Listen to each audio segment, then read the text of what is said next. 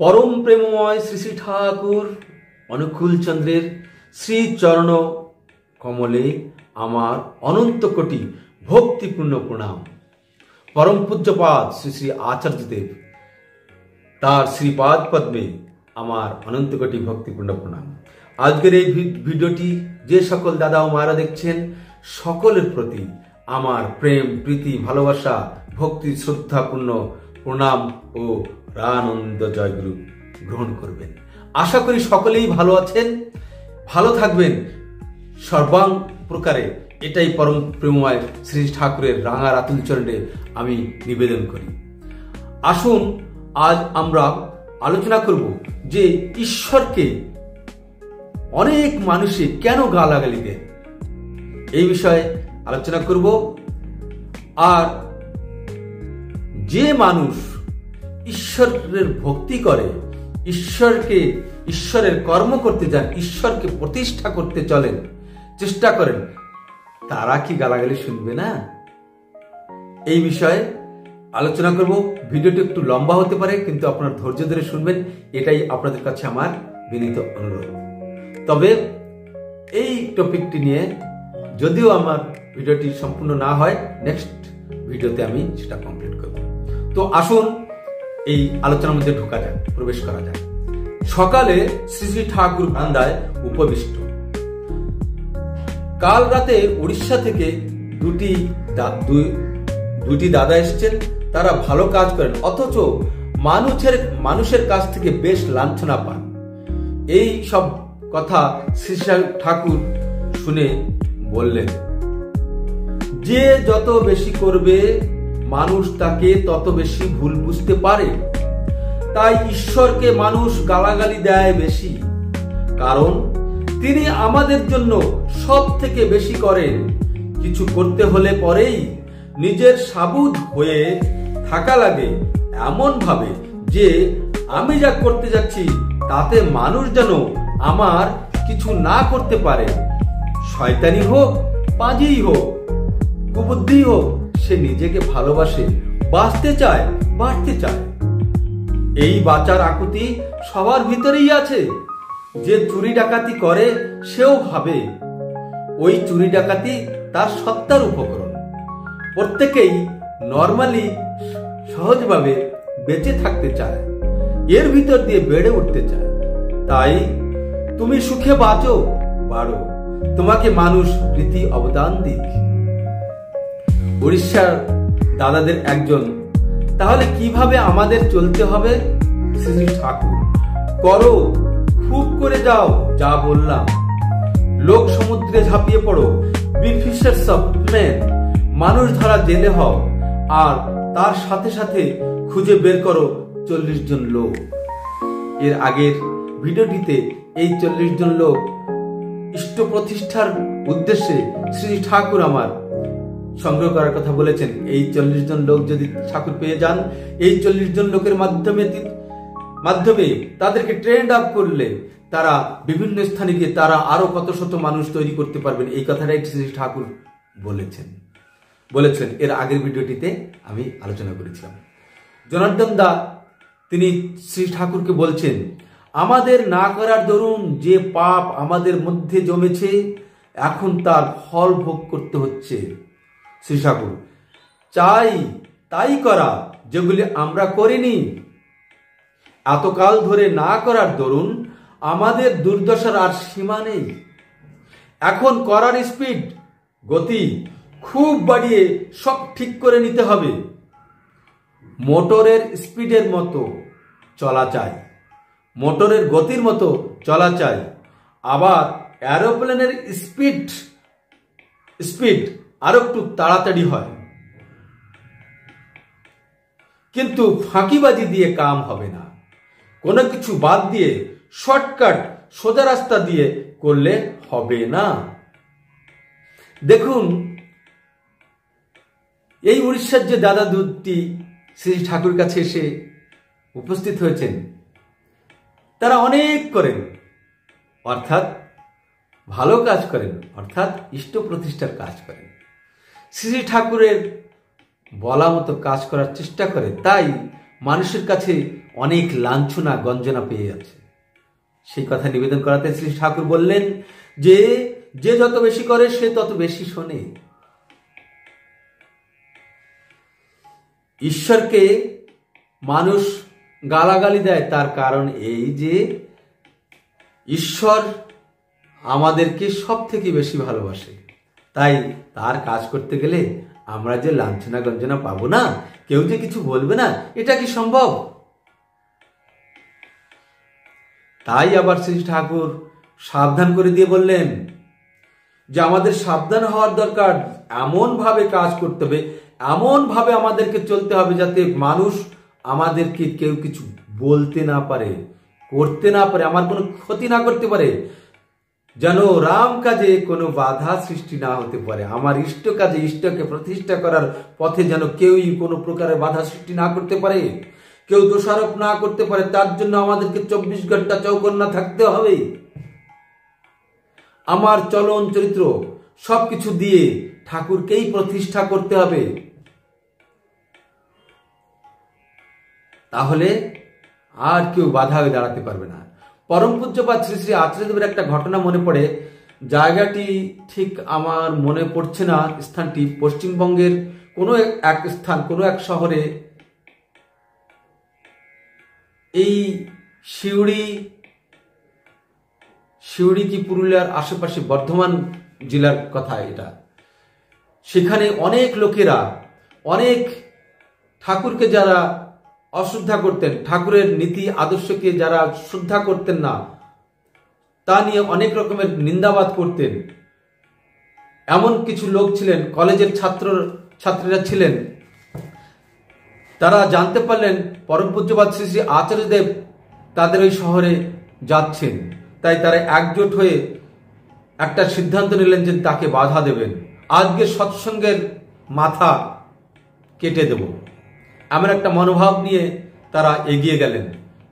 যখনই আচার্যদেব গাড়ি থেকে নামলেন, এগিয়ে যাওয়ার চেষ্টা করলেন, তারা দেখে সেইখানেই তাদের মনের পরিবর্তন হলো। যেমনটি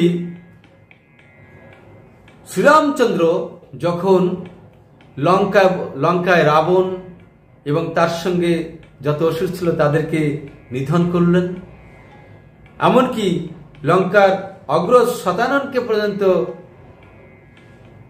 নিধন করে তার 14 বর্ষ বনবাসের জীবনযাপন শেষ করে যখন অযোধ্যায় ফিরলেন, অযোধ্যায় ফেরার পরে কুম্ভকর্ণ ছিলেন নিকুম্ভ, তার একটাই উদ্দেশ্য ছিল যে শ্রীরামচন্দ্রকে রাম রাজ্য প্রতিষ্ঠা করতে দেবে না, ধর্মের প্রতিষ্ঠা করতে দেবে না, এটাই তার একমাত্র উদ্দেশ্য ছিল।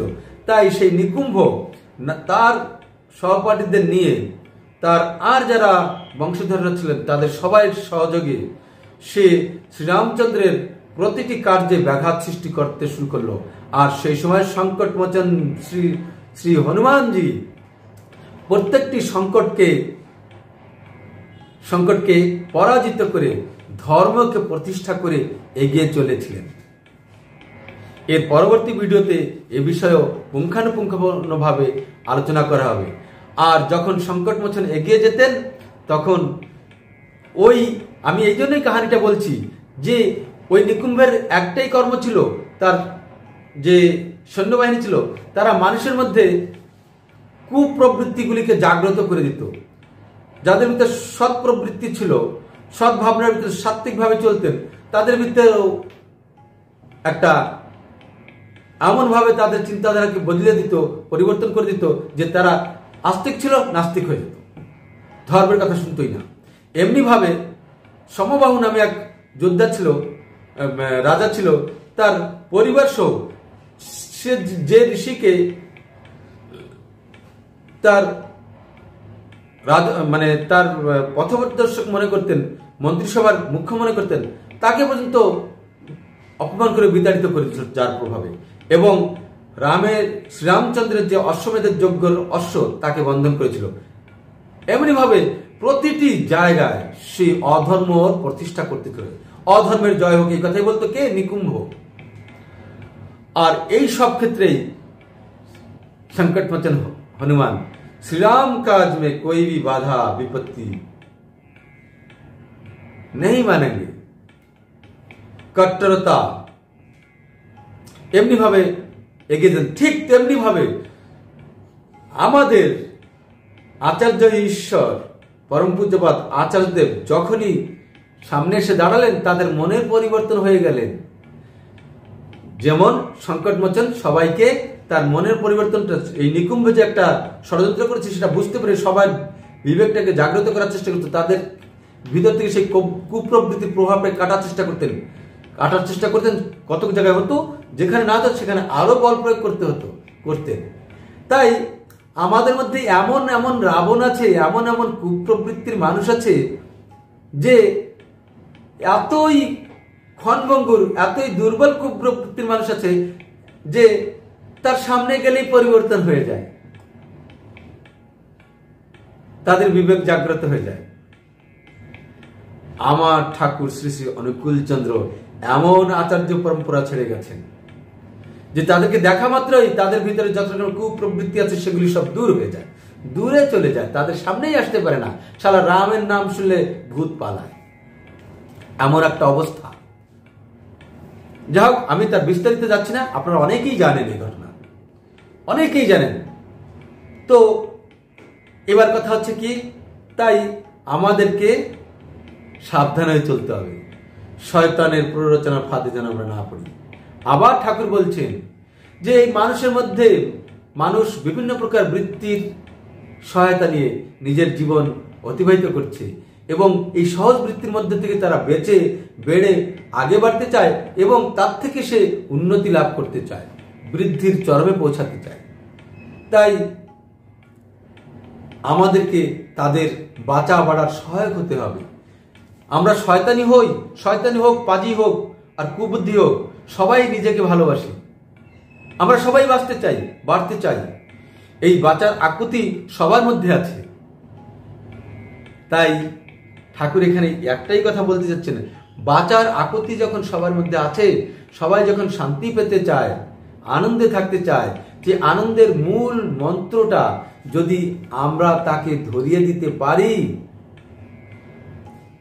সেই ধর্ম দান যদি তার মধ্যে করতে পারি, ঠাকুরের আদর্শ মাফিক চলনের দ্বারা যজন যাজন ইষ্টভৃতির মাধ্যমে যদি তাদের ভিতর তাদের সেই বাঁচার খোরাক যদি হয়ে উঠতে পারি, তাহলে মানুষ আমাকে ভালোবাসার অবদান আমি তার থেকে পাবো। সে আমাকে ভালোবাসা দেবেই। তুমি উত্তম না বলে আমি উত্তম হইব না কেন? মানুষ যতই খারাপ থাকুক, দৌড় দেখে দুষ্ট হলে তো আমার চলবে না, কেননা আমি শ্রী ঠাকুর অনুকূল চন্দ্রের শিষ্য। এবার আসুন, এখানে আমি আর বেশি সময় নিতে চাচ্ছি না। আবার কোনো দাদা বলবেন এটা বুঝাবার জন্য ব্যর্থ, অনেক কথা বলার কোনো প্রয়োজন ছিল না। তবে আমার একটা প্রয়োজন মনে হয়েছে বলেই বলেছি, তবুও চেষ্টা করব অপ্রয়োজনীয় একটা কথা না বলার জন্য। এবার ওই উড়িষ্যার দুই দাদা ভক্ত যখন বললেন যে আমাদের কেমন ভাবে চলতে হবে, তখন ঠাকুর বললেন হনুমানের মতো। আমি আমার ভাষায় বলছি, কিরকম? খুব করে যাও, যা বললাম, লোক সমুদ্রে ঝাঁপিয়ে পড়ো, বি ফিশার্স অফ মেন। অর্থাৎ ঠাকুরের আদর্শকে জড়িয়ে ধরে এই লোক সমুদ্রে ঝাঁপিয়ে পড়ে ঠিক সংকটমোচন হনুমানের মতন ধর্মকে প্রতিষ্ঠা করতেই হবে। ধর্মকে প্রতিষ্ঠা করতে হবে, যে কোনো হেন প্রকার, যে কোনো প্রকারে হোক, ধর্ম প্রতিষ্ঠাই আমার একমাত্র উদ্দেশ্য হবে।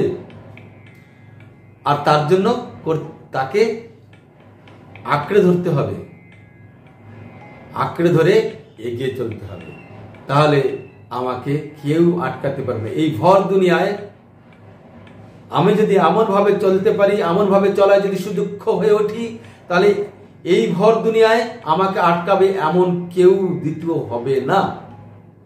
আমরা যতটুকু করি ততটুকুই বুঝতে পারি।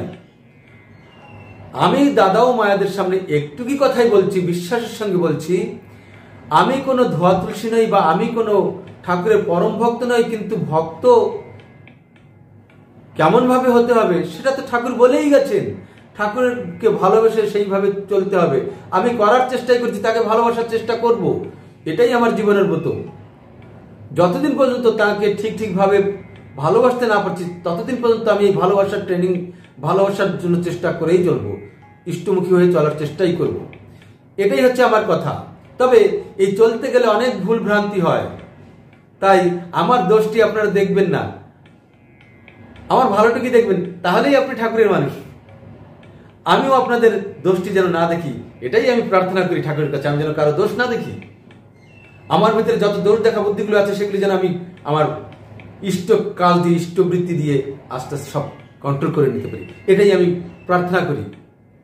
তবুও আমরা এত প্রবৃত্তিমুখী হয়ে প্রবৃত্তিমুখী চলনে আবদ্ধ হয়ে আছি যে আমরা এই প্রবৃত্তির বেড়াজালকে ভেঙে কেটে উঠতে পারছি না।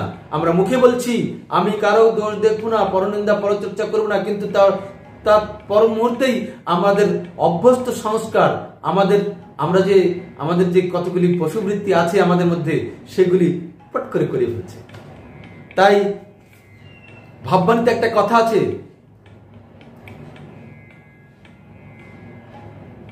এমনিতে এই পাখিগুলি এমনি ভালো কৃষ্ণ কথা কয়, কিন্তু যখন বিড়ালে ধরে তখন ট্যাও ট্যাও করে।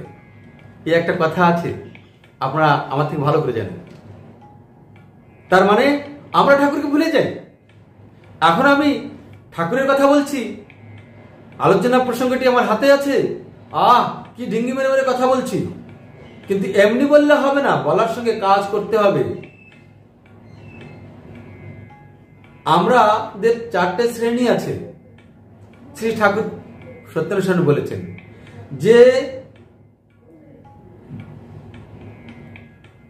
করে বেশি বলে কম সেই প্রথম শ্রেণীর কর্মী, করে বেশি বলে কম সেই প্রথম শ্রেণীর কর্মী, আর যে বলেও যেমন করেও তেমন সে দ্বিতীয় শ্রেণীর কর্মী, আর যে বলে বেশি কাজে কম, বলায় পটুক কাজে কম, বলায় বেশি, সে তৃতীয় শ্রেণীর কর্মী, আর যার বলতেও আলস্য করতেও আলস্য সেই হচ্ছে অধম। আমি অধম হতে চাই না, আমি প্রথম হতে চাই, কিন্তু প্রথম তো আর একদিনে হওয়া যায় না। করতে করতে যেজন যায় পাওয়ার আশিস সেজন পায়।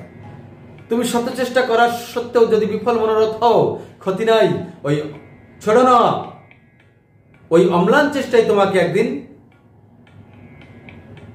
উন্নতির দিকে নিয়ে যাবে। তো এমনি ভাবে ঠাকুরের কথাকে যদি আমরা প্রতিনিয়ত, প্রতি পদক্ষেপ, প্রতি মুহূর্তে যদি মনে রেখে করি, ইষ্টময় হয়ে চলি, আমাদেরকে ভর দুনিয়ায় কেউ রাখতে পারবে না। যেমনটি সংকট মোচন হনুমানে হয়েছিল, যেমনটি আমাদের পরম পূজ্যপাদ শ্রী শ্রী আচার্যদেব আমার সামনে আছেন, তার কোনো কথাই কোনো গতি রোধ করার ক্ষমতা কারও নেই। যা হোক, এই বিশ্বাসেই আমাদেরকে, এই বিশ্বাস নিয়ে ঠাকুরকে ধরে সমাজের বুকে ছড়িয়ে পড়তে হবে, তাকে ইষ্ট প্রতিষ্ঠা করতে হবে। কোনো বৃত্তি প্রবৃত্তি যেন আমাকে এই ইষ্ট প্রতিষ্ঠা থেকে নিরস্ত না করতে পারে, দূরে না রাখতে পারে। আর কি বললেন, তারপর কথাটা আসলো কি করে, যে জনার্দন মুখার্জি দা বলছেন যে আমাদের না করার দরুন যে পাপগুলো আমাদের মধ্যে জমে গেছে তার ফল ভোগ করতেই হচ্ছে, করতে তো হবেই। তাই শ্রী ঠাকুর বলছেন সব পাপ তাপ কেটে এগিয়ে যাওয়ার জন্য ঠাকুর কি বললেন, চাই তাই করা, যেগুলি আমরা করিনি, যেগুলো আমরা জানি অথচ করিনি, জেনে শুনে করেছি, মানে জেনে শুনে গু খেয়েছি। তাই যেগুলো আমরা করিনি, আমাদের সূক্ষ্ম বোধের মধ্যে যেগুলো আমি করিনি বলে আসছে, বুঝিনি বলে, বুঝেও বুঝিনি, জেনেও করিনি, আর এখনো পর্যন্ত করছি না, সেই কর্মগুলি করতে হবে এক্ষুনি। কেমন ভাবে? এত কাল ধরে না করার দরুন আমাদের যে দুর্দশা হয়ে এসেছে তার সীমা নেই আমাদের।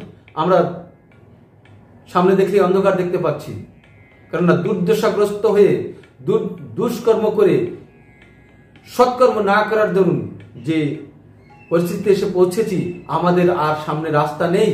তাই সেগুলিকে এড়াতে গেলে আমাদের মোটরের মতন যে খুব স্পিডে ঘুরছে, আমরা চোখে বুঝতে পারি না এত স্পিডে ঘুরছে, আমাদের সবাইকে তেমন স্পিডে, আবার দেখা যায় এরোপ্লেনের থেকেও স্পিড, এরকম ভাবে চলতে পারলে এই আমরা কি হবে না, আমরা সেই যে ময়লা আবর্জনাগুলি আমাদের মধ্যে লুকিয়ে আছে বা জমে গেছে সেগুলিকে সাফ করতে পারবো, আমরা সে সত্যের অধিকারী হতে পারবো। আবার ঠাকুর আমার বলছেন, কিন্তু ফাঁকিবাজি করলে হবে না, ফাঁকিবাজি দিয়ে কাম হবে না, কোনো কিছুর শর্টকাট নেই। যেমন ভাবে যে প্রসেস আছে সেই প্রসেস দিয়ে যেতে হবে। যেমন তার একটা ছোট্ট উদাহরণ দিচ্ছি, আমিও করেছি, আমি স্বীকার করছি, আমিও করে থাকি, অনেক সময় করেছি, কিন্তু এখন করি না, কখনোই করার চেষ্টা করি না, ভুলভাল হয়তো পরিস্থিতি হয়ে যায়। আমাদের ঠাকুর আমাদেরকে সদাচারী পাত্র ব্যবহার করতে বলেছেন। আমাদের মধ্যে অনেক যাজক, অধৈর্য, ঋত্বিক অনেক দাদারাই আছেন, আর সাধারণ স্বস্তিনী হোল্ডার, দীক্ষিত, এমনও অনেক লোক আছেন যে সদাচারী পাত্রের ব্যবহার করতে বলেছেন, অর্থাৎ প্রস্রাব করে জল শৌচ করা। এটা আমরা অনেকেই করে থাকি না। যখন উৎসবে যাই তখন একটা সদাচারী পাত্র পাঞ্জাবির পকেটে ঝুলিয়ে দিই, কি চাও, আমি সদাচারী। যতক্ষণ উৎসবে থাকি ততক্ষণ ব্যবহার করি, আর যখনই সেখান থেকে বেরিয়ে যাই তখন আর সে সদাচারী পাত্র কোথায় হারিয়ে যায়। তাই দেখা যায় প্রায় প্রত্যেক গুরু প্রায় অধিকাংশ যারা এমনি ভাবে কপট ভাব, ভণ্ডভাব নিয়ে চলেন, তাদের মধ্যে প্রত্যেক উৎসবে তাদের কাছে একটা নতুন নতুন সদাচারী পাত্র দেখতে পাওয়া যাবে, পুরনোর ছাপ থাকে না, কারণ তারা সেটা নিয়মিতভাবে পালন করে না। আবার এমনও দাদা ও ভাইয়েরা আছেন, ভক্তেরা আছেন, যারা প্রতিনিয়ত পরিষ্কার পরিচ্ছন্ন করে রাখেন সদাচারীর পাত্রকে এবং ব্যবহার করেন। আমি তাদেরকে বলছি, যারা আমার মতো এরকম মনোভাব, আমি যে কথাটি বললাম সেই মনোভাব নিয়ে যারা চলে, তাদের জন্য বলছি এই কপটতা। তাহলে আমরা একটা সদাচারী পাত্র ব্যবহার করার নিয়ে এতটা কপট করতে পারি, তাহলে ধর্মরাজ্য তো বিরাট রাজ্য, বিশাল বিশাল, যার অন্ত নেই, মহাসমুদ্র। আমরা কত কপটতার সাহায্য নেব ঠাকুরের কাছে পৌঁছাবার জন্য? আর এমনি ভাবে কি পৌঁছানো যাবে? শর্টকাট? নো শর্টকাট, একেবারে ঠিক ভাবে চলতে হবে, নো ভেজাল। আজকাল ভালো ভালো আমাদের গুরু ভাই এরাও আছে যে নকল না করলে কি পাশ করা যায়, সবার মধ্যে একটা এমনি ধারণা। আজকাল আমি যদি নকল না করি তাহলে অন্যদের সঙ্গে কম্পিটিশনে হেরে যাব, আমার মার্ক কমে যাবে, এই কারণে অনেকে। কিন্তু আবার এরকম স্টুডেন্টরাও আছে যারা পড়াশোনা করে এবং অনেক ভালো মার্ক রাখে। চলবে না, এমনি ভাবে করলে চলবে না, আমাদেরকে করতে হবে সঠিকভাবে, তাহলে আমরা এগিয়ে যাব। তাই কোনো কিছু বাদ দিয়ে শর্টকাট করলে হবে না। কিন্তু কি হবে না? আমাদের মনের ময়লা যাবে না, আমাদের মনের ময়লা কখনোই যাবে না। ছোট্ট একটা কাহিনী, না থাক আজকে আর বলবো না, এই ভিডিওটা অনেক লম্বা হয়ে যাচ্ছে। আমি সিনা বলছি আমার আবেগে, কিন্তু আপনারা যারা শুনছেন তাদেরও তো তেমনি আবেগ দরকার। তাই সৎসঙ্গ অল্প সময়ের মধ্যে করতে হয়, যাতে রুচি থাকতে থাকতে ছেড়ে দিতে হয়, যাতে কি আবার ক্ষুধা লাগে, আমার খাওয়ার আকাঙ্ক্ষাটা বেড়ে যায়। তাই সবাই আমাকে ক্ষমা করবেন যদি বেশি হয়ে গিয়ে থাকে। এর পরবর্তী যে ভিডিওটি করব, সে ভিডিওটিতে আমাদের করাগুলি কেমন ভাবে করলে ঠিক হবে এই বিষয়ে আলোচনা করব। তো আজকের আলোচনাটি এখানেই রাখছি। যে আজকের আলোচনার মুখ্য বিষয় ছিল ঈশ্বরকে মানুষ কেন গালাগালি দেয়। এর উদাহরণটা অল্প একটু বলে দিচ্ছি। গালাগালি যে দেয় সেটা আমি আর কেমন ভাবে গালাগালি দেয় সেটা আমি বিস্তারিতভাবে বলিনি, বলা উচিত ছিল আশা করি। কেননা যদি অধিক বর্ষা হয়, অধিক বর্ষা যখন আমাদের চলতে অসুবিধা হয়, তখন আমরা বলি দেখো ঝোলার বেটা মরণের ঝোলা ঝুলতেছে, মরণের বর্ষা হওয়া হচ্ছে। আর যখন রৌদ্র হয় খুব বেশি করে, বর্ষা কোথায় চলে গেছে। আমরা সারা জন্ম কুকর্ম করি, আমার ছেলে মেয়ে যদি অসুবিধা পড়ে, ঠাকুর আমার এমনটি করলো, আমি কি করেছি, আমার এমন ক্ষতি করলো। আমি একবার আমার গ্রামেই এক মায়ের ঘরে গেছিলাম, শুনেছিলাম তার কোনো ঘনিষ্ঠ আত্মীয়, তার ছেলে কিংবা ছেলে বউ এরকম কিছু খুব অসুবিধা আছে, খুব শরীর খারাপ, হসপিটাল আছে। তাই আমি দেখা করতে গিয়েছিলাম যে আমার যাওয়া উচিত। আমার যেতে খুব ইচ্ছা হচ্ছিল না, তবুও ভাবলাম যে ঠাকুরের বলা মানুষের সুবিধা অসুবিধার সময় তার পাশে গিয়ে দাঁড়ানো। কেননা আমি জানি সেই মাটি কি কি মন্তব্য করতে পারেন, আমার তার পূর্বের থেকে আমার অনুমান ছিল। তো গেলাম, যাওয়ার পরে ঠিক তেমনি কত রকম ভাবে বলে ঠাকুর ইষ্টভূতি করি, সৎসঙ্গে যাই, সৎসঙ্গ দিই, সবকিছু করি। ঠাকুর আমার এমন ক্ষতি করলেন। তো উনি কি করতেন সেটা উনি জানেন। আমি ঠাকুরের আদেশ মনে করে আমি সেখানে গিয়ে পৌঁছলাম, এ কথাটা শুনলাম, কিছুক্ষণ ঠাকুরের কাছে জানালাম, ঠাকুর এদের মঙ্গল করো ঠাকুর। আমি বিশেষ কিছু না বলে, কেন কিছু বলার আমার সেখানে আমার বোধে আসেনি, আমি তাই কিছু বলিনি, কিছুক্ষণ শুনে চলে আসলাম। তো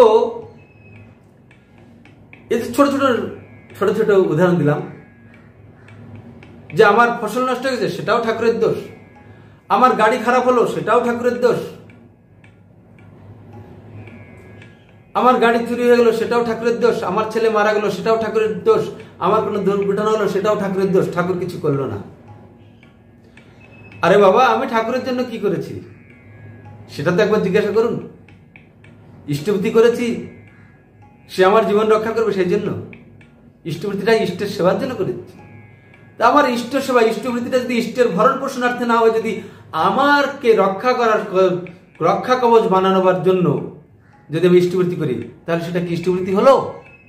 আচ্ছা বলুন তো আপনারা দাদা, ভালো করে ভেবে চিন্তে বলুন তো। আমরা প্রত্যেকদিন সকালে উঠে ইষ্টভূতি করি, তো সেই ইষ্টভূতি কেন করি? নিজেকে এক একবার জিজ্ঞাসা করে দেখুন তো।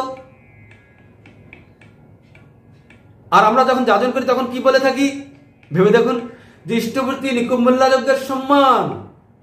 এই যজ্ঞ করে যদি মেঘনাথ বেরিয়ে আসতে পারতো, তাহলে মেঘনাথকে মারবে এমন কেউ এই বিশ্ব ব্রহ্মাণ্ডে ছিল না। আমরা সেই যজ্ঞ করছি, খুবই ভালো কথা সেই যজ্ঞ, কিন্তু তাহলে আমরা কি যাজন করছি? আমরা মানুষকে যাজন করে বলছি যে তোমরা ইষ্টভূতি করো, নিজের রক্ষা কবচকে শক্ত করো, তাই বলতে চাচ্ছি তো? রং নাম্বার আমার হিসাবে, আমার ব্যক্তিগত হিসাবে। অবশ্যই এই কথাটা সত্য, কিন্তু যেভাবে আমরা বলছি সে কথা সেইভাবে বলাতে মানুষের মনের মধ্যে যে ঠাকুরকে ধরবো, ঠাকুর ইষ্টভূতি করলে আমার সব দুঃখ কষ্ট আপদ বিপদ দূরে চলে যাবে, এই করার জন্য। কিন্তু এই করার জন্য কি ঠাকুরকে আমরা ভালোবেসেছি? ঠাকুরকে সেবার জন্য তো আমরা ইষ্টভূতি করছি, ঠাকুরের ভরণ পোষণার্থে। অর্থাৎ যা করলে ঠাকুর খুশিতে থাকেন, ঠাকুরত্ব, ঠাকুর খুশি হন। কেননা এই খুশি করার থেকে ভরণ পোষণ করা আর কিছু নেই।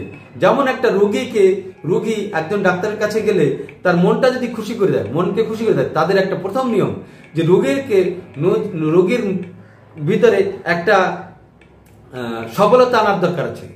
দুর্বলজনক কোনো কথা বললে চলবে না। তাই ডাক্তার এমন ভাবে তার দিকে তাকান, এমন রোগীর মনে বাঁচার একটা আশা জাগ্রত হয়। তাই আমরা ঠাকুরেরকে ইষ্টভূতিটা প্রদান করব ঠাকুরের সেবার্থে।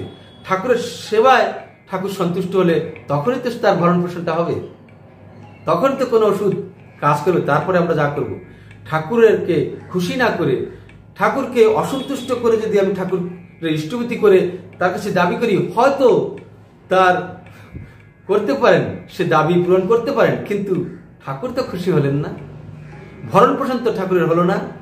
ঠিক যেমন রাবণ শিবের আত্মলিঙ্গ আনতে গিয়েছিলেন লঙ্কাতে, তিনি যখন দিতে আপত্তি করলেন তখন কৈলাস পর্বতকে উঠানোর চেষ্টা করলেন। মানে জবরদস্তি, আমাকে দিতে হবেই, তোমার ইচ্ছা থাকুক বা না থাকুক।